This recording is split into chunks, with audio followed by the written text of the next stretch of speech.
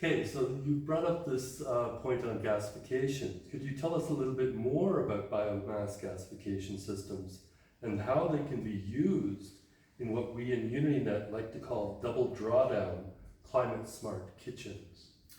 Yeah. Okay, so Bologna gave me the burner, but when I put that on top of a reactor, I got a long diffusion flame that went up the side of the pot. And it really didn't look like a gas stove at all. It was very unusual. So over the years, started putting a burner, an assembly around the Bologna burner. Mm-hmm.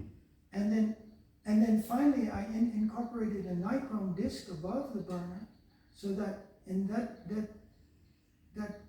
routes radiant heat right under the pot or pan, and so the transfer of heat is much more effective.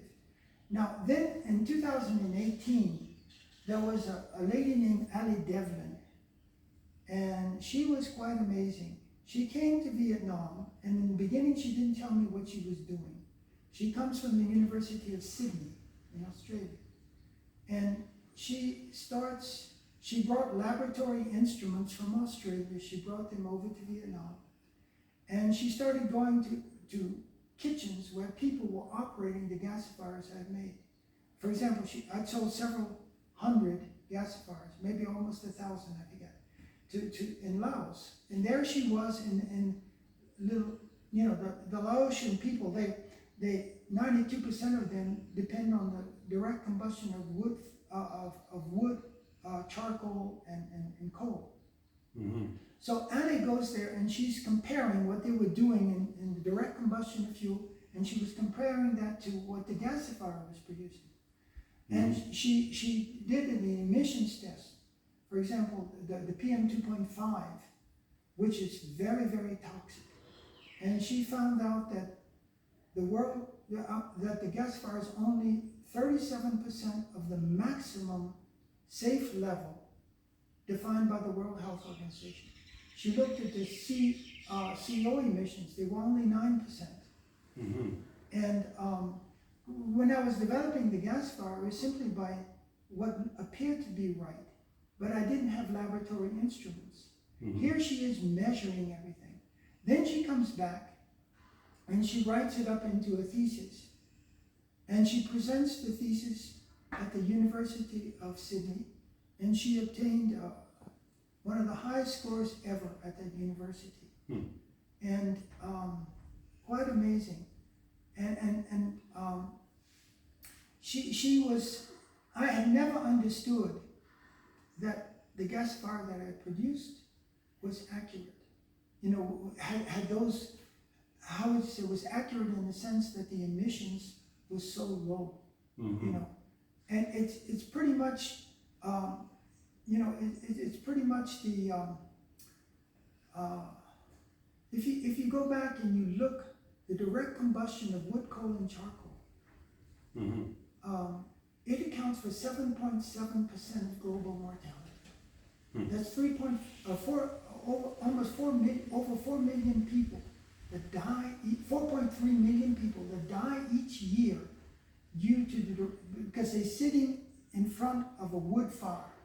Mm-hmm. Now, it might be romantic to sit in front of a wood fire, but let me tell you something, it is deadly.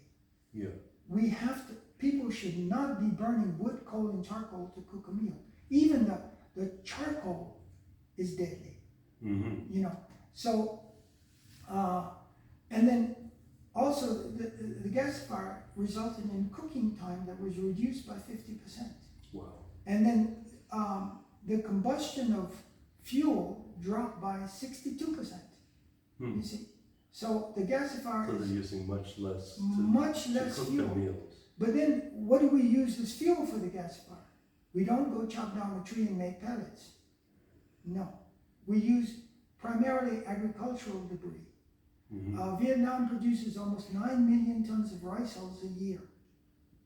And Vietnam produces 97 million tons of rice straw a year. Rice straw can be pelleted into a wonderful gasifier fuel. Long Dong province where I'm living, they have 50,000 acres of pine forest. Mm-hmm. And each year, it's horrible. The government sets about doing the control burning of the control burns of pine forest to prevent catastrophic forest fires. Mm-hmm. But it's terrible. Here in my house during the dry season, when they start burning, my whole house can be filled with smoke. The whole of Dalat is filled with smoke. I can travel from here to Dalat. It's like a 3-hour drive, and I see smoke the whole way.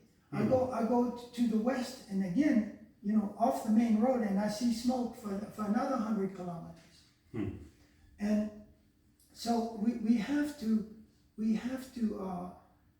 really do something drastic to prevent all that combustion and burning. The forest debris gets burned. Also in Vietnam, your rice straw, they don't know what to do with it. It gets thrown together with the with unfilled rice grain back into the rice field.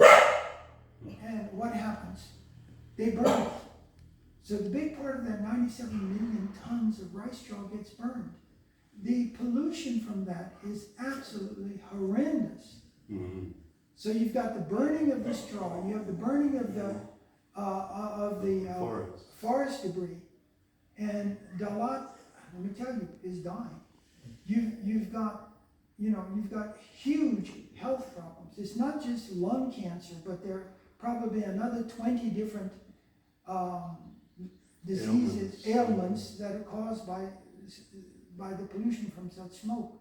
Mm-hmm. So the gasifier